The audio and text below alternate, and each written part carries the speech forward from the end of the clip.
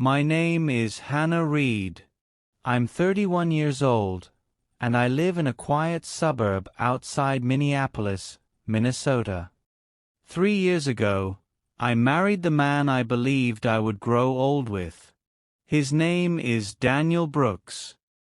Daniel was thoughtful, patient, and the kind of person who could make any room feel warmer with a simple smile. He remembered birthdays, called his grandparents every Sunday, and never ended a day without telling me he loved me. I truly believed I had found the right person.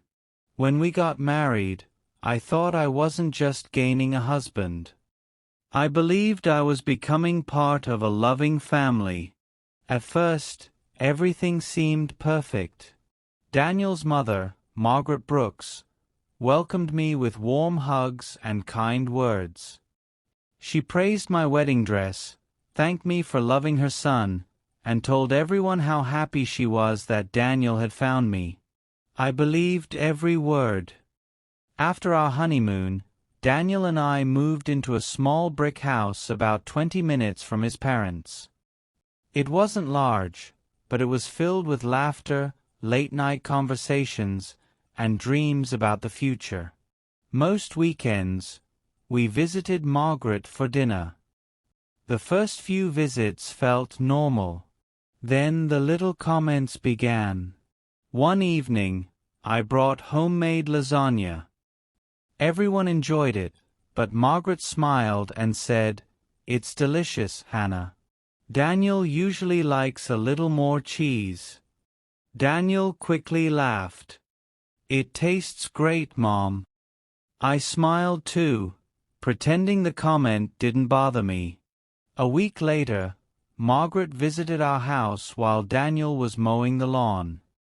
She walked through the kitchen and gently touched the countertop. "Oh," she said with a soft smile.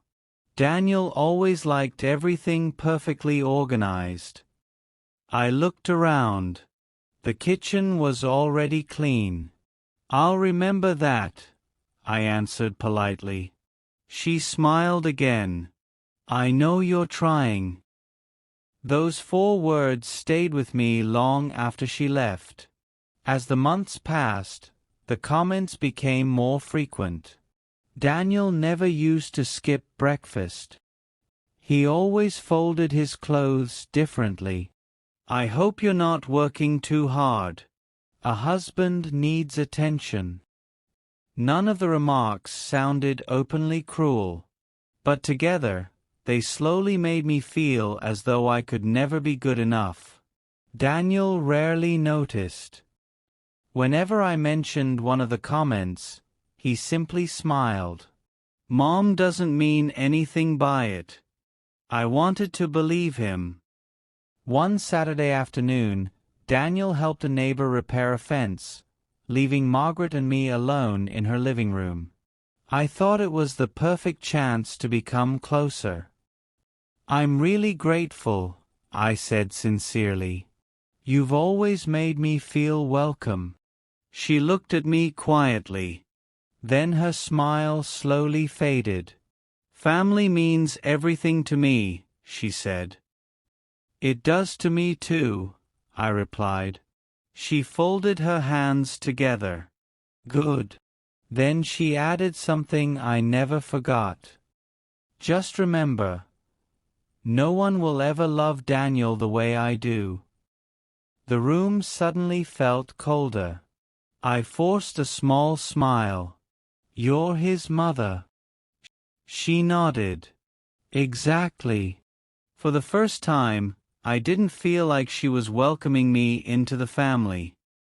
I felt like she was reminding me that I would always come second. That night, Daniel noticed I was unusually quiet. "Everything okay?"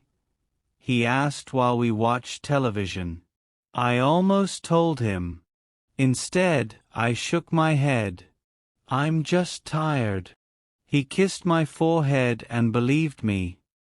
Over the next few weeks, strange things started happening. Daniel began asking unusual questions. Did you forget to pay the water bill? No. Mom thought maybe you had. Another evening he asked, Are you unhappy living here? I looked at him in surprise. Why would you ask that? He hesitated. Mom said you mentioned wanting to move closer to your parents. I never said that. He looked confused. Maybe she misunderstood. Misunderstood. That word became part of our marriage. Almost every week there seemed to be another misunderstanding. Margaret told Daniel I didn't enjoy family dinners. She told him I looked bored whenever relatives visited. She even suggested I didn't appreciate everything he did for me. Each time Daniel asked me about it kindly, but I could see a little more doubt in his eyes. It hurt more than I wanted to admit. One Friday evening, I came home early after a meeting was cancelled. As I walked toward our front door, I noticed Margaret's car in the driveway. The front door wasn't completely closed. I could hear voices inside. I stopped without meaning to listen. Margaret was speaking. You've changed since marrying her. There was a long silence. Then she continued. You smile less now. I couldn't hear Daniel's reply. I moved one step closer. Then I heard the sentence that made my heart sink.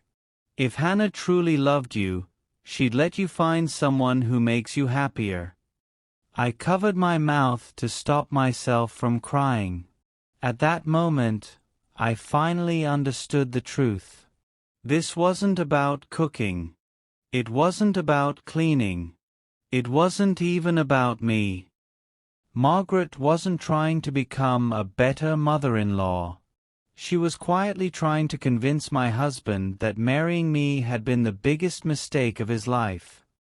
And standing outside my own front door, I suddenly wondered whether the man I loved still believed in US, or whether he had already started believing her. I took a deep breath and walked inside. Daniel and Margaret looked up at the same time. The room fell silent. We need to talk, I said. Margaret stood.